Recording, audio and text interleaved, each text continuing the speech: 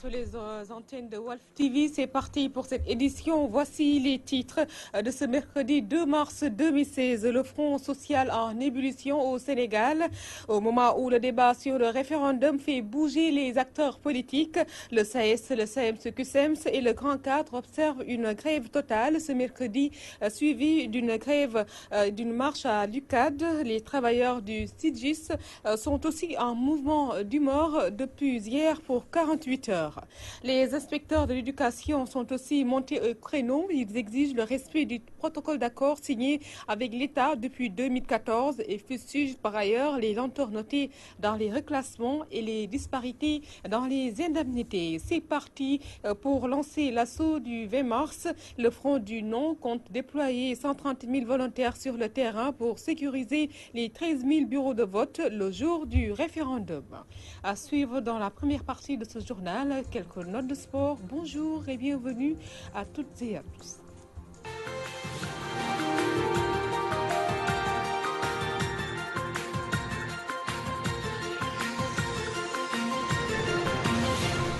Avec cette marche du SAES-CUSEMS, du SAES et du Grand Cadre au sein de l'Université Cheikh Anta Diop de Dakar ce matin. Ils protestent toujours contre le non-respect des accords signés par le gouvernement du Sénégal. Nous y reviendrons avec notre reporter Ramatoulaye Sarr qui est présentement au Temple du Savoir pour nous donner toute l'actualité donc par rapport à cette information. Et restons dans le secteur éducatif pour parler des inspecteurs de l'éducation qui dénoncent eux aussi le non-respect du protocole d'accord signé avec l'État depuis 2014 en conférence de presse à Fatick. Les inspecteurs fustigent les lenteurs notées dans les reclassements et les disparités constatées dans les indemnités des corps de la fonction publique. Nous aurons l'occasion de suivre les propos de Samba Diakhaté, le secrétaire général du syndicat national des inspecteurs et inspectrices du Sénégal, avec Amadou Limey. Les étudiants du brevet technique supérieur du lycée technique industriel et minier de Kédougou ont paralysé le système en investissant la rue. Ils exigent la reprise des cours suspendus depuis 2 semaines par leurs professeurs, faute du non-paiement de leurs heures supplémentaires et qui sont d'ailleurs en mouvement, nous dit Souli Bouramadabou. Les étudiants du brevet technique supérieur du lycée technique industriel et minier Mamba Girassi investissent la rue pour dire non à la grève illimitée des professeurs du BTS qui exigent le paiement des heures supplémentaires 2013, 2014 et 2014-2015. Grève de professeurs, boycott à chaque fois. Est-ce que ça c'est normal? Si on ne règle pas ce problème aujourd'hui, demain vous serez dans les mêmes situations, les gars. C'est pour ça. Je vous demande, les gars, de s'unir nos forces, d'être une seule personne. Dans ce cas, on sera indestructible, les gars. Ce qu'on va obtenir, c'est quoi? On n'est pas là pour casser. Seulement que nos professeurs reviennent en classe, qu'ils dispensent les cours, qu'on fait notre certification, et cela ne se répète plus, les gars. Autre anomalie déplorée par ces grévistes, il s'agit de la durée de la formation qui passe de 2 ans à 3 ans. On est là parce qu'on veut apprendre. On a suspendu nos cours à l'université. Cheikh Anta Diop est venu ici pour faire une formation correctement durant les 2 ans. Et ils ont imposé qu'on va faire ici 3 ans. C'est anormal. 90% de ces 2 promotions, 5 et 6, qui ne sont pas originaires de la région de Kédougou, ne savent plus où donner de la tête après 2 semaines d'arrêt de cours. On est seul ici. Les bourses là, ça devait venir chaque mois. Mais c'est qu'en avril ou bien qu'en mars qu'on reçoit nos bourses. Et vous savez ici qu'à Kédougou, nous on n'est pas dans une université qui a un resto. Nous sommes fatigués. Moi, si je vous dis que j'ai même pas 1 franc dans ma poche en ce moment-ci.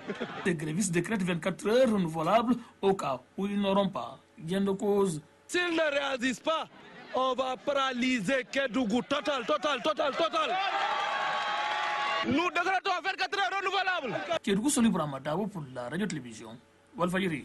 Soli Bourama Dabo, vous avez également tendu votre micro au proviseur du lycée, Moussa Doukouré, qui s'en désole et qui laisse entendre que ce sont des problèmes externes qui paralysent le plus souvent les cours. Toutefois, il rassure les professeurs grévistes en avançant que les dossiers sont entre de bonnes mains. Moussa Doukouré, le voici. Je dis vraiment, ça me touche du fond du cœur parce que nous mettons tous les moyens qu'il faut pour que les enseignements à tous les niveaux se déroulent normalement. C'est toujours des problèmes qui sont externes de l'école.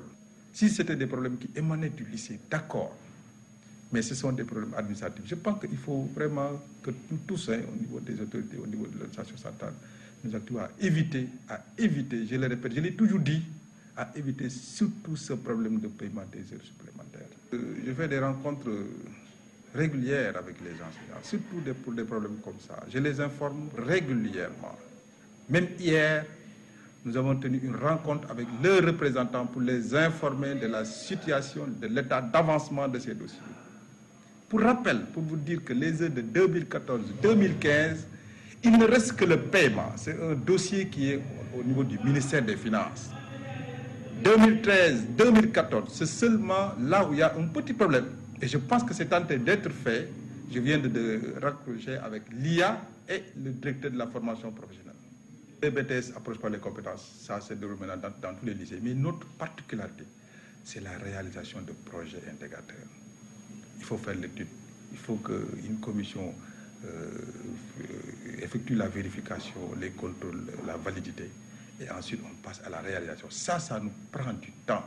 Mais les cours, quelles que soient les perturbations, se sont déroulés normalement. Mais ce qui allonge, c'est la réalisation de ces projets. Tout le monde sait que ce sont des projets vraiment qui prennent du temps.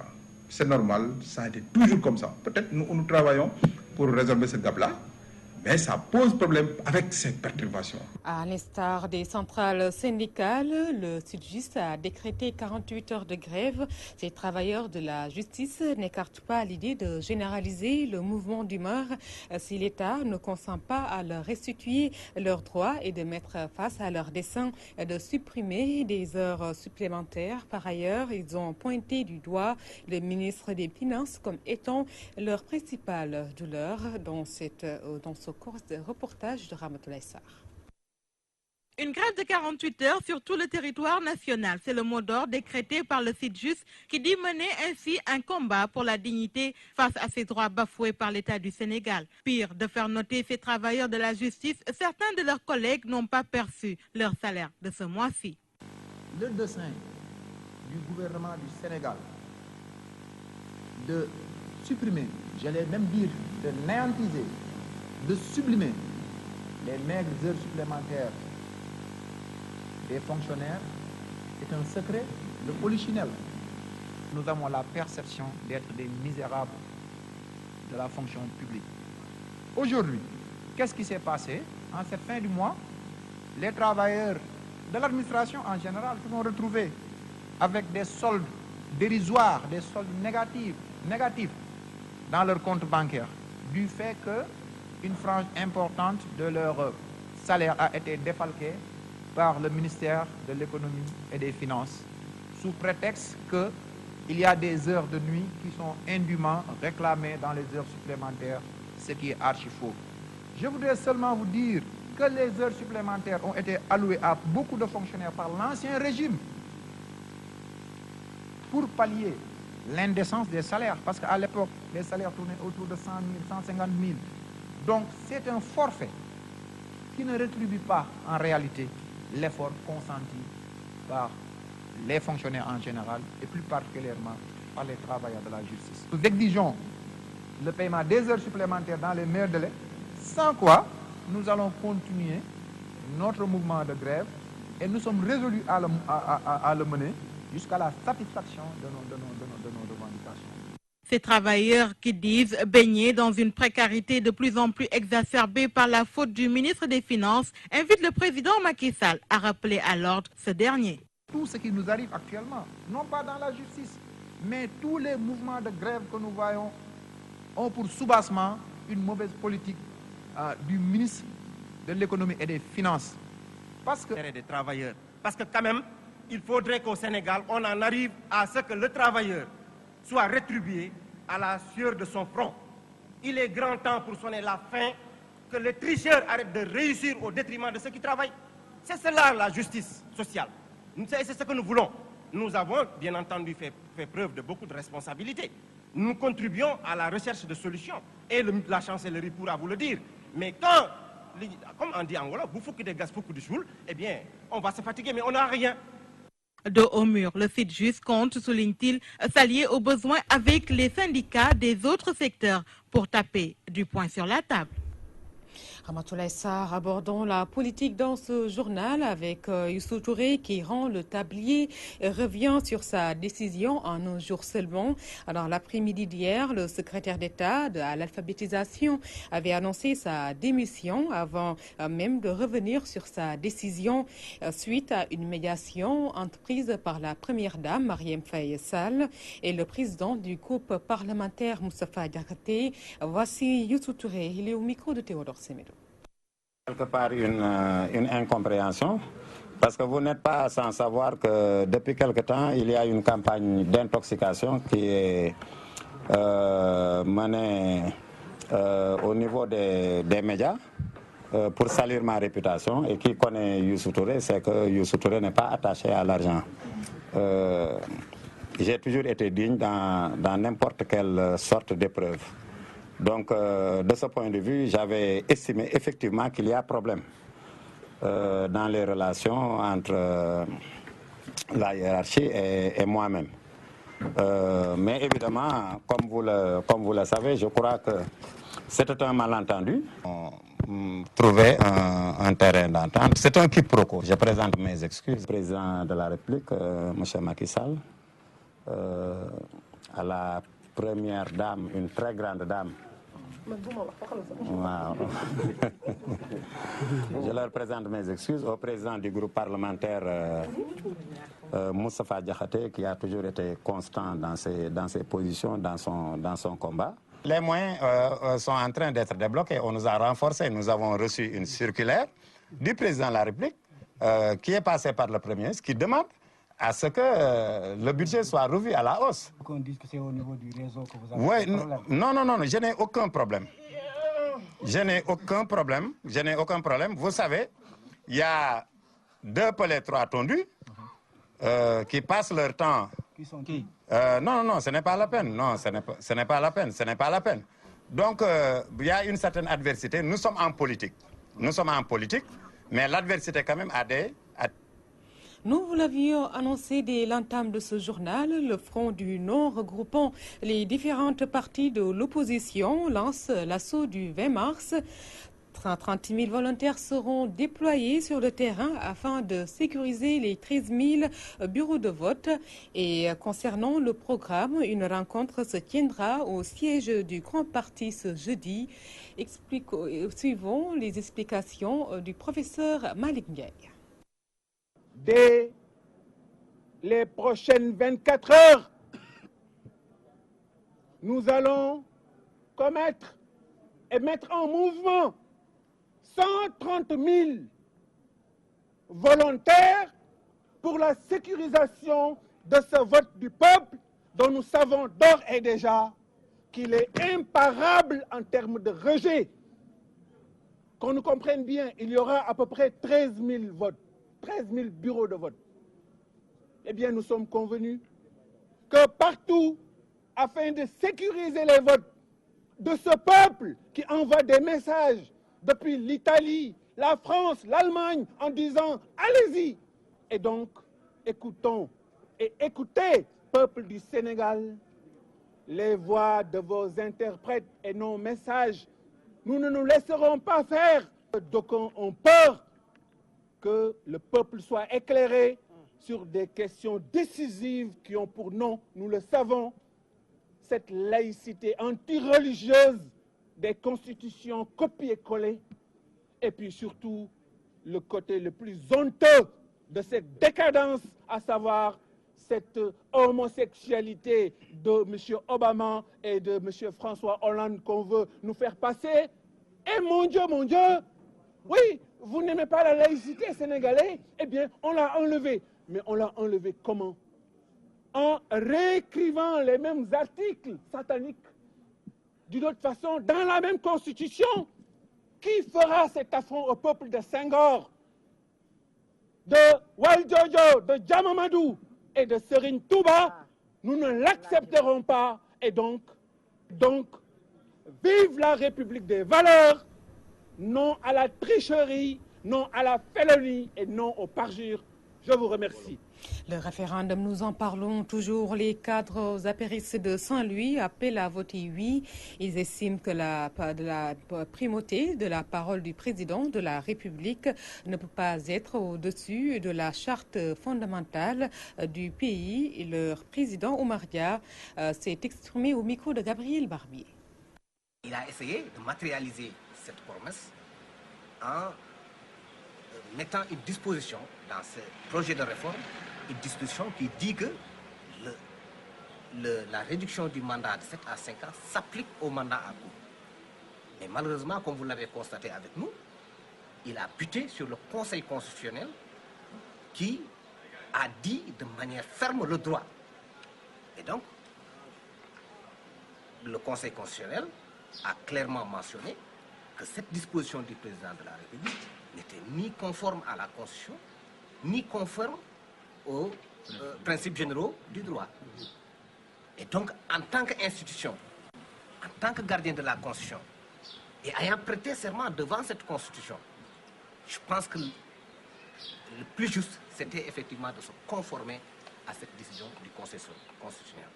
Donc la primauté de la parole du président de la République ne peut pas être au-dessus de celle donc, de la charte fondamentale de notre nation. C'est clair.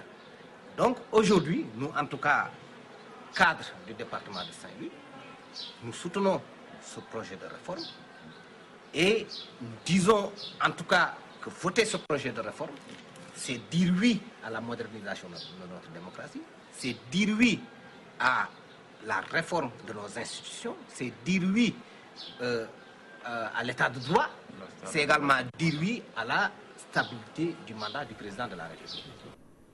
Les libéraux mettent la pression dans le Baol où ils se disent déterminés à barrer la route à Macky Sall tout en mettant en exergue ses déclarations contre les chefs religieux.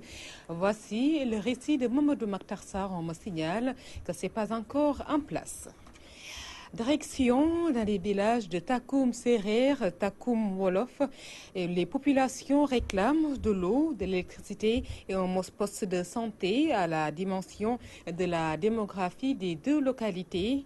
Par ailleurs, la population de ces deux contrées exige le désenclavement de leur village dont l'accès routier est tortueux et sablonneux.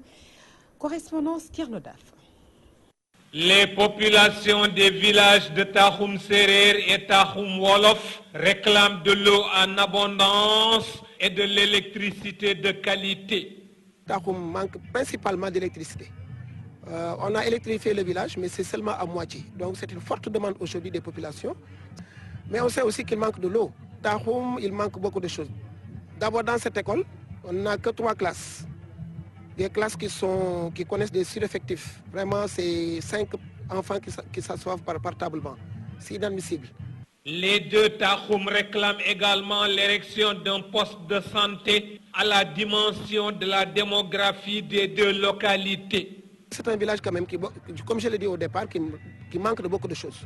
On sait que le poste de santé n'est pas aux normes, que Takoum puisse bénéficier d'un poste de santé et d'une maternité en normes, qui seront aux normes comme toutes les autres structures sanitaires de la commune. Les deux villages exigent par ailleurs leur désenclavement dont l'accès est tortueux et sablonneux. C'est entre 5 000 à 6 000 habitants qui vivent dans ce village de Takoum, qui est composé de 2 villages en réalité. Il y a Takoum Wolof, Takoum Serer. C'est un village extrêmement enclavé. Donc je crois que là aussi, nous avons espoir. Nous avons déposé un dossier au niveau du ministère des collectivités locales pour que le programme piste communautaire puisse en tout cas donner une piste digne de son nom au village de Takoum. Mais on sait aussi qu'il manque de l'eau. Logés dans la commune de Malikounda, Takoum Serer et Takoum Wolof sont 2 villages regroupés en une seule et unique localité dénommée Takoum. Malgré toutes leurs difficultés, Tahoum Serer et Tahoum Wolof disposent de l'un des meilleurs couchers de soleil sur l'ensemble des 16 localités de la Petite Côte.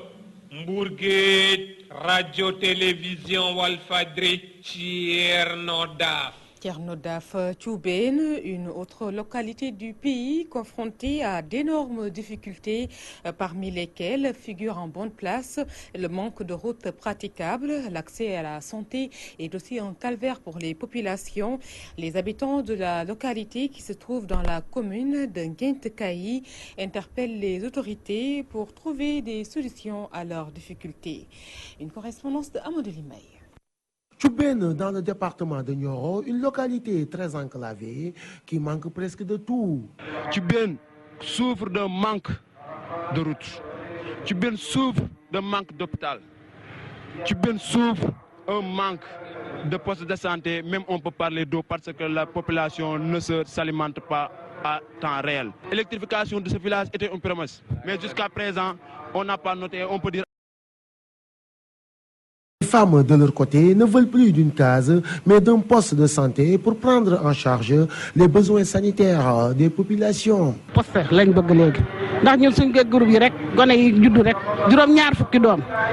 ne voulons plus d'une case de santé, parce qu'elle ne peut plus satisfaire les besoins sanitaires des populations. Le taux d'accouchement annuel est très élevé à Thioubène. Nous sommes contraints d'acheminer les femmes en instance d'accouchement dans des charrettes à l'hôpital de Nioro. Nous exigeons l'érection d'un poste de santé dans les plus brefs délais. Ces populations qui se sentent oubliées rappellent au chef de l'État et à son gouvernement qu'elles font partie du Sénégal. Les promesses qui ont été pas tenues en 2012 veillent jusqu'à présent. Et si ça se poursuit jusqu'en 2019, nous, la population de Thioubène, nous avons déclaré candidat non grata. Nous ne votons pas. Nous ne votons pas pour personne. Et même nous ne permettons à personne de venir ici faire sa campagne. Nous voulons qu'ils nous considèrent comme les citoyens parce que nous avons rempli tous nos droits de citoyenneté. Nous payons nos impôts. Nous votons. Les populations de Thioubène ont exprimé ces doléances en marge de leur ziara annuelle. Amadou Limbaye à Thioubène, Walfadjri. Mais merci. Quelques notes de sport dans ce journal avant de le boucler.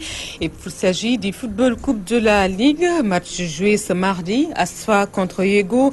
1-2. Ntenguet US Gorée. 1-0. Mbour Petite Côte NGB 1-0. Nargate Diambar 0-1. Etix Renaissance 1-4. Casasport Linguère 2-1. La suite de la 6e de finale, c'est ce mercredi. Et parlons toujours football avec la Coupe de la Ligue, suite des 16e de finale ce mercredi au stade Caroline Faye à 17h, stade de Mbour contre AS Pikine et Amadou Barry de Guédiawaye à 15h. L'équipe de Port va rencontrer celle de Génération Foot et à 17h, Duc va rencontrer l'équipe de Diambour. Voilà qui met un terme à cette édition dont je vais vous rappeler les principaux titres. Le Front social en ébullition au Sénégal au moment où le débat sur le référendum fait bouger les acteurs de la politique. Le SAES, le CMC-CUSEMS et le Grand Cadre observent une grève totale ce mercredi suivie d'une marche à l'Université Cheikh Anta Diop de Dakar. Les travailleurs du Sud-Just sont aussi en mouvement d'humeur depuis hier pour 48 heures. Les inspecteurs de l'éducation sont aussi montés au créneau. Ils exigent le respect du protocole d'accord signé avec l'État du Sénégal depuis 2014 et fustigent par ailleurs les lenteurs notées dans les reclassements et les disparités dans les indemnités. C'est parti pour lancer l'assaut du 20 mars. Le Front du Non compte déployer 130 000 volontaires sur le terrain pour sécuriser les 13 000 bureaux de vote le jour du référendum. Un grand merci à Adjarato Penayalogue et à Aïssatou Diagne du côté de la technique. Merci côté esthétique à Aminata Mbaye. Dans un instant, le magazine de la rédaction présenté par Maman Tandour. Merci d'avoir suivi.